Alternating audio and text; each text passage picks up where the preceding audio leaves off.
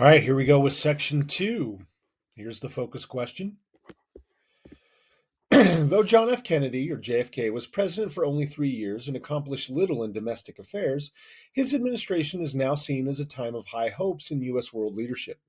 In his inaugural address in 1961, Kennedy promised that a new generation of Americans would pay any price, bear any burden to assure the survival and success of liberty, seeming to ask Americans to transcend 1950s consumerism and sacrifice for the common good.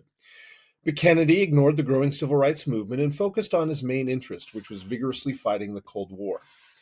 Kennedy tried to increase U.S. influence and check communist power in the world with several programs, including the Peace Corps, which sent young Americans to assist economic and educational work in developing nations, and a space program that would send Americans to the moon after the Soviets first launched a satellite carrying the first man into orbit around the Earth, which happened in 1969. That's when Americans landed on the moon, 69. Kennedy also formed a new Latin American policy, the Alliance for Progress, a smaller Marshall Plan for the region that would fight poverty and challenge communism. But military regimes and local elites controlled and took most alliance funds, and few of Latin America's poor benefited.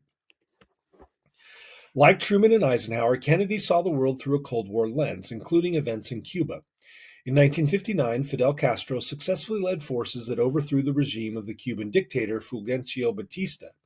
Under Batista, Cuba had been an economic dependency of the United States, and when Castro's government started to nationalize Americans' lands and investments and sell sugar to the Soviet Union, Eisenhower stopped trade with the island, and the Central Intelligence Agency began to train anti-Castro exiles for an invasion.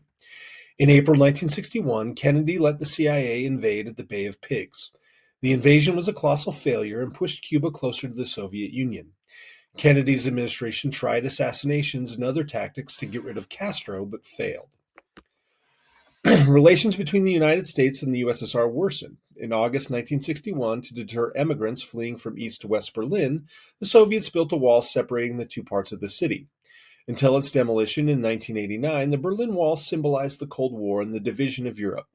But a far more dangerous crisis developed in Cuba in October 1962, where U.S. spy planes discovered that the Soviets were installing missiles capable of delivering nuclear warheads to U.S. targets. The Russians' motives are still unclear, but the Kennedy administration refused to accept the missiles' presence. Kennedy rejected military advice to invade Cuba, which would have very likely triggered a Soviet attack in Berlin and perhaps nuclear war, and instead imposed a blockade or quarantine of the island, demanding the missiles' removal. Tense behind-the-scenes negotiations led Soviet Premier Nikita Khrushchev to withdraw the missiles in exchange for U.S. promises not to invade Cuba and to secretly remove its missiles from Turkey that could reach the Soviet Union. During the Cuban Missile Crisis, for 13 days, the world was on the brink of total nuclear war, and the crisis diminished Kennedy's Cold War enthusiasm. The next year, Kennedy tried to reduce tensions by appealing for more cooperation, and that year the U.S. and the USSR agreed to a treaty banning nuclear weapons tests in the atmosphere and in space. In 1963, civil rights began to distract Kennedy from the Cold War. Kennedy had been reluctant to support black demands, and he seemed to share the fears of J. Edgar Hoover, director of the FBI, that the movement was inspired by communism. Kennedy waited until 1962 to ban discrimination in federal housing, a 1960 campaign promise.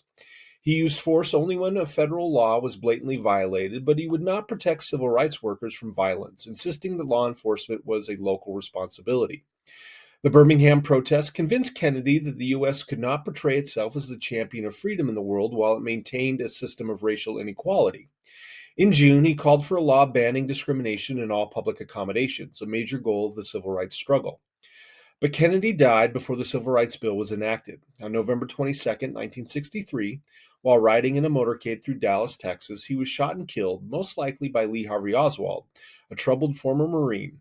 Oswald's assassination 2 days later by a local businessman has fostered speculation and conspiracies to this day. Kennedy's death shocked the nation, and his delayed commitment to civil rights fell to his successor, Lyndon Johnson. So that's the end of Section 2. We'll be back for Section 3.